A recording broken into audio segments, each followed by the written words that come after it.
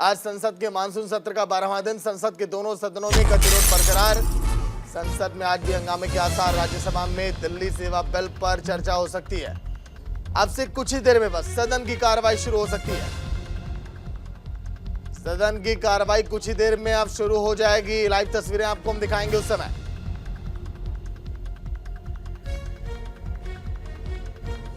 कुछ ही पलों में मान लीजिए।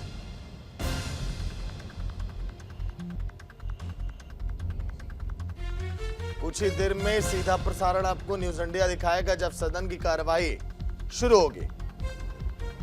बस कुछ ही क्षण अब बचे हुए हैं जब आप देखेंगे आज सदन में क्या होगा, क्योंकि जब बिल पास हुआ तो उसके बाद आज हंगामे के आसार कहे जा रहे हैं एक बार फिर।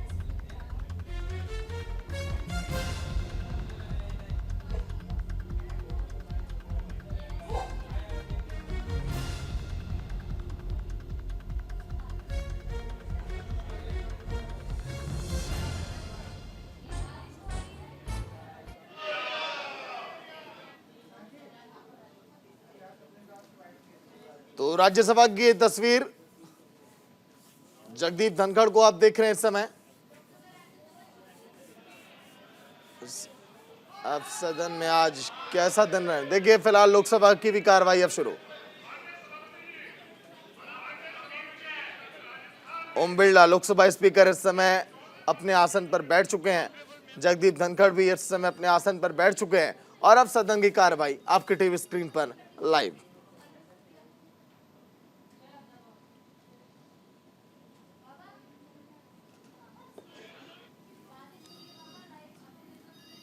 जब तक इनका बिल था चला दिया, ये तो इनके अलायंस के कारण बिल चला दिया। आप भी मैं रिक्वेस्ट करता हूँ, अभी भी महत्वपूर्ण बिल है, बिल महत्वपूर्ण है। कल का ही बिल महत्वपूर्ण ऐसे नहीं है, आज का भी जो बिल है, even today's bill is very important. Mister Manickam Tagore, please try to understand and cooperate with the chair so that आज का भी जो बिल है चर्चा करेंगे। अगर आप चाहते हैं तो प्राइवेट मेंबर का भी हम चर्चा करेंगे। कृपया ऐसा मत करो, एक बिल में चलाना बाद में नहीं चलाना, ये तो विमेन फैंसी के तरह नहीं चला दो। Health minister, the statement is laid on the table of the house. माननीय सदस्य supplement. Whether the government is aware that the CGHS wellness centers located at Visakhapatnam is not in a position to serve all the patients, and they are struggling to get walk-in slots and online slots, as all the online slots are being exhausted 3 days prior.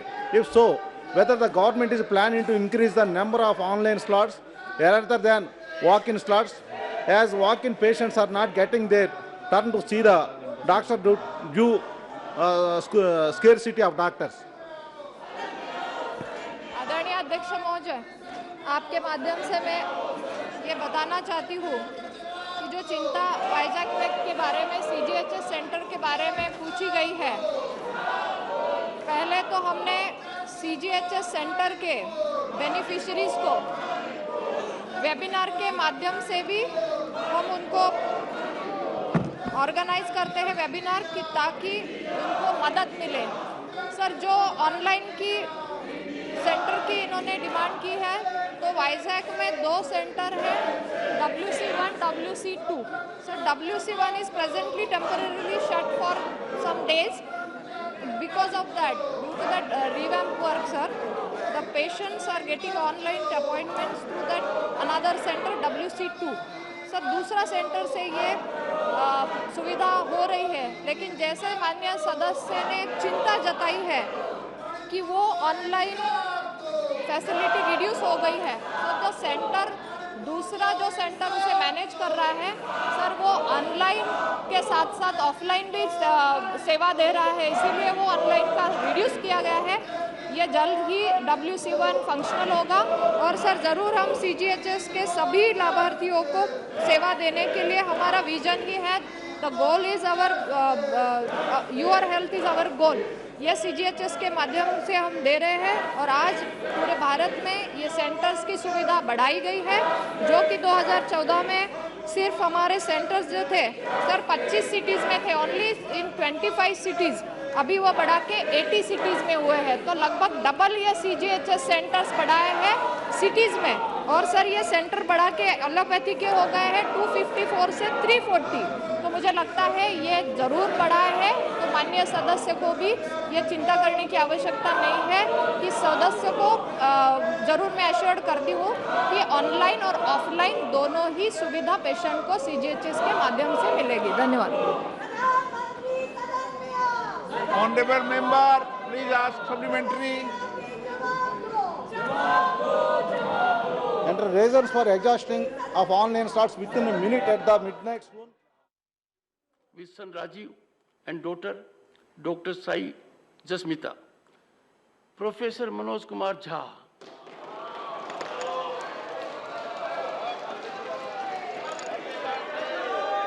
The professor has his birthday.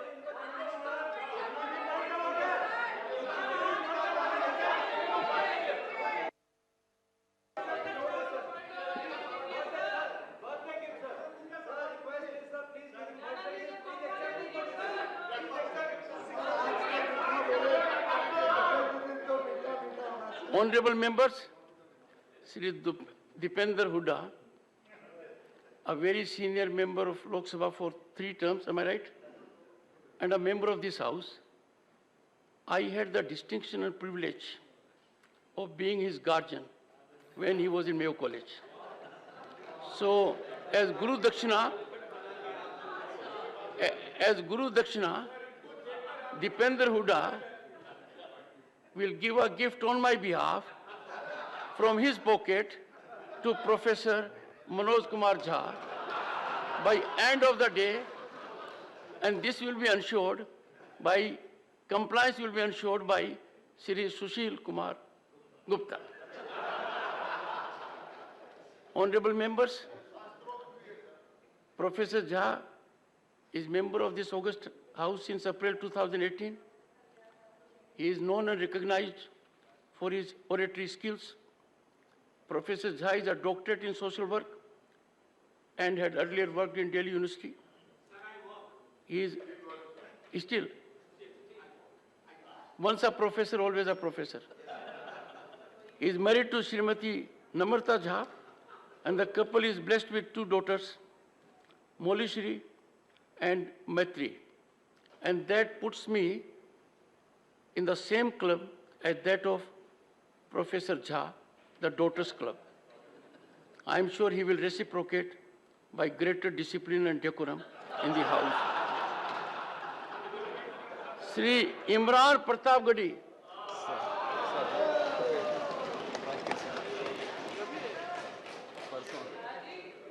He has his birthday on 6th August, day after tomorrow. He is a member of this House since July 2022. He is a poet and takes to poetry for politics. I would urge him to take to poetry more for the sake of poetry. On your and my behalf, I wish them a long, healthy and happy life. I extend our greetings to their families and friends as well. Papers to be laid on the table. Shri Ashwini Kumar Chobe. महोदय, आपकी अनुमति से मैं आज की संशोधित कार्यावली में क्रम संख्या 2 क पर अपने नाम के सामने सूचीबद्ध उपभोक्ता मामले, खाद्य आपूर्ति और सार्वजनिक वितरण मंत्रालय तथा पर्यावरण, वन और जलवायु परिवर्तन मंत्रालय से संबंधित कागजातों को सभा पटल पर प्रस्तुत करता हूं। श्री राव साहिब दादा राव दानवे। सभापति महोदय, मैं आज के संशोधित कार्यवली में मेरे नाम के सामने क्रम संख्या 2 ख पर उल्लेखित कागजातों को सभा पटल पर रखता हूं। डॉक्टर संजीव कुमार बालियान। आदरणीय सभापति महोदय, मैं आपकी अनुमति से आज राज्यसभा की संशोधित कार्यसूची में क्रम संख्या 3 पर मेरे नाम के समक्ष दर्शाए गए पत्र सदन के पटल पर रखता हूं। Shrimati Anupriya Patel. Chairman, sir, with your permission, I rise to lay on the table of the House papers listed against my name at serial number 2D in the revised list of business for today. Shri Rajiv Chandrasekhar. Sir, I rise to lay the papers listed against my name at serial number 5 in today's revised list of business. Shri Kailash Chaudhary.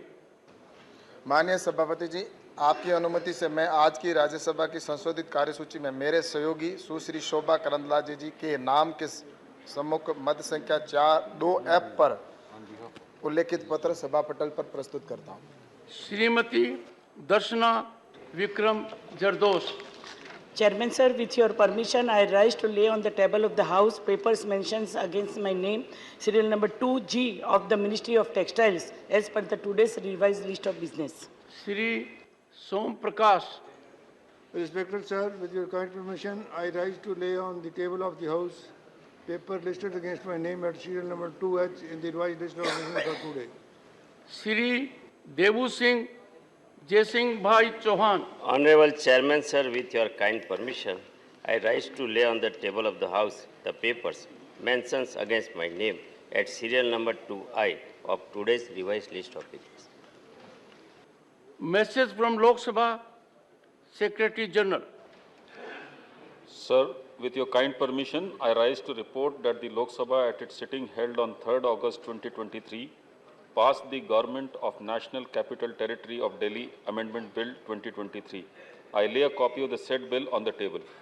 Reports of the Department-related Parliamentary Standing Committee on Health and Family Welfare, Shri Bhuvaneshwar Kalita. Dr. Anil Agarwal. धन्यवाद साहब.